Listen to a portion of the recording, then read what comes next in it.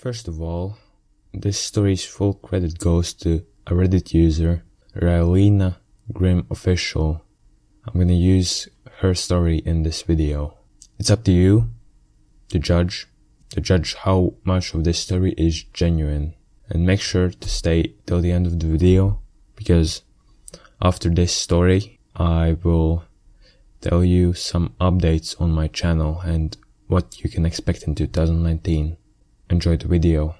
So, unlike my other experiences, this actually happened when I was a bit older. I was 17 at the time and I had a crappy little Android phone that came from Walmart.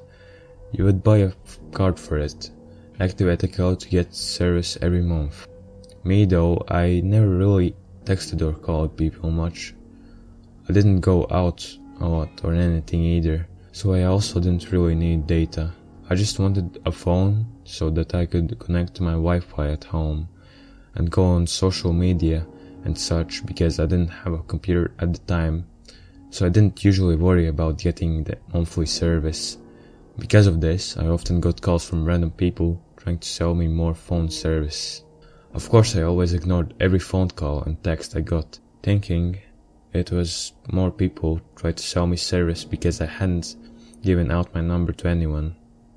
Well, one day I got like 3 calls in a row from the same number, and they left some voicemails that I deleted.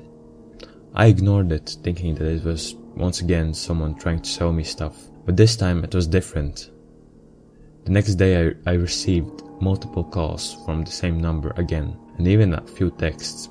The first text I got said something like, "If you don't return my calls by 7 AM tomorrow morning, I'm contacting the authorities." Obviously, I was very confused, but I just assumed it was someone who had the wrong number. The only thing was because I didn't have service, I couldn't text them back to tell them this. The next decision I made in this situation I find just so incredibly stupid looking back on.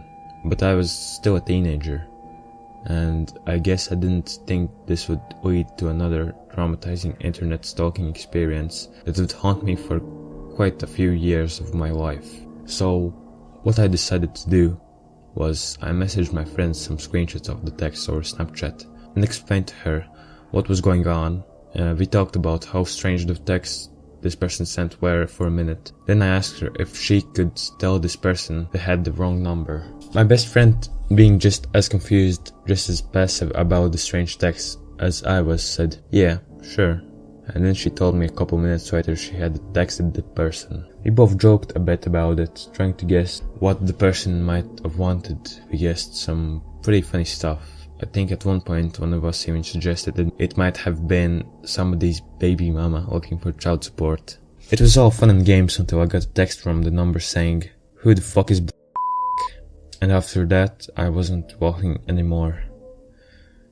I later on found out that my best friend, being about as bright as a lamp that's not turned on, had indeed texted this person that they had the wrong number. But when they asked, "Who is this?" she proceeded to tell them her name. Before I even had time to text my friend to ask her how this person knew her name, I got a call from the number. Terrified from not knowing at the time how this person knew my friend's name, I stupidly answered the call. Hello?" I said nervously into the phone. A woman with an unfamiliar voice responded, saying that she was with law enforcement and that she was looking for someone named I was sure I didn't know anyone by that name, and I told her that she had the wrong number. "Are you sure?" she says. "You better not be lying to me. I have your address written down, and I can contact the police department." I was terrified. How did this woman know my address? My asthma started to kick in as I got more and more scared. I stayed on silent for a minute to compose myself, and I finally said, "Ma'am, I'm only 17 years old. I don't know who you're looking for, but I haven't done anything wrong." Before the woman had time to respond, my mom burst into my room and asked me who I was talking to and if I was okay. I looked up at my mom, almost in tears, and told the woman she could take this issue up with my mother, and handed my mom the phone, telling her it was a woman that was with law enforcement. My mom, knowing that I don't get easily scared like that, and knowing that I had done nothing wrong, immediately says to the woman, "Look, lady, I don't know who you are, but you have the wrong number. My daughter hasn't done anything wrong."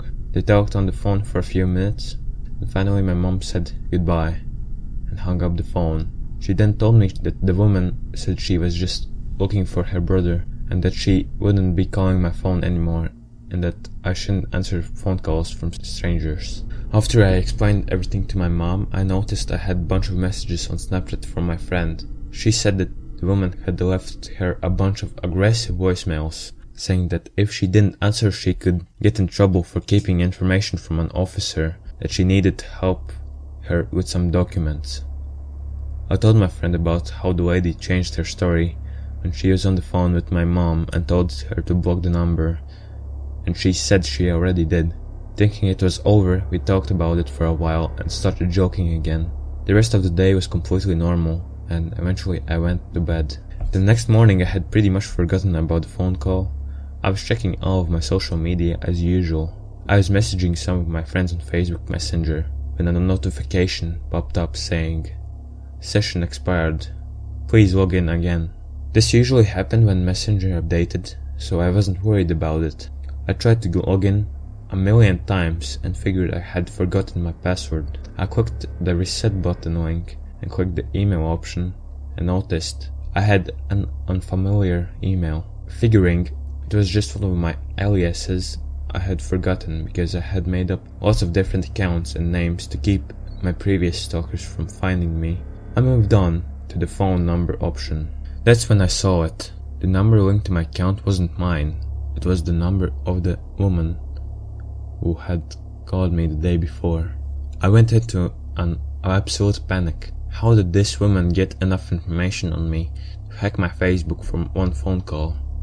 I tried contacting Facebook and all the usual stuff to try and get back into my account. I eventually gave up and made a new one, figuring it might be for the best, and I went on with my day. A few nights later the Wi-Fi went out.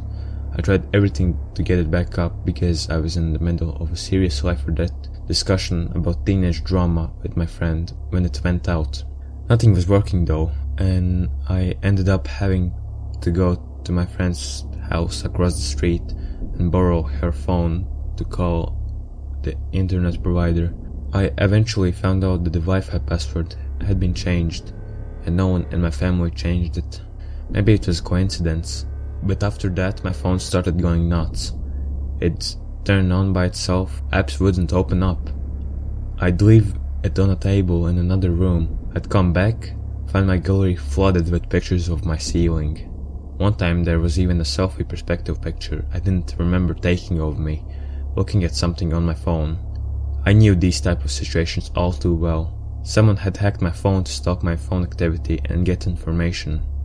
I never figured out who the woman was, or if this was even the same person, or why whoever was doing this was doing it. But I got a new phone and created all new accounts for everything, and all the weird stuff that was happening stopped. I never answer phone calls from numbers I don't know anymore. Alright, so you got until this part of the video. So this is my last video of 2019 that you will see, and honestly, yeah, I'll agree with you. This was a lazy one because nothing is original from this video.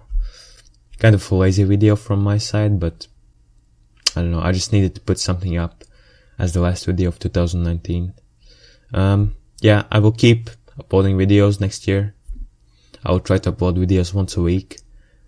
Yeah, I'm looking forward to it. I will try to make better quality videos, but it will just take more time. And yeah, I'm excited for next year, and you should also be excited. Yeah, I have some good things, good videos planned that you're not ready for.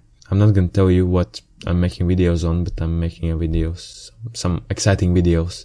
Yeah, I'm staying around this topic. I'm not changing the topic. I will stay on mystery and entertainment and all this creepy vibe-ish stuff. I'll stay on this genre. I think it's good for me, good for my channel, and I just want you guys to comment what should I make a video on, because I will eventually run out of ideas probably, and I just need your guys' opinion.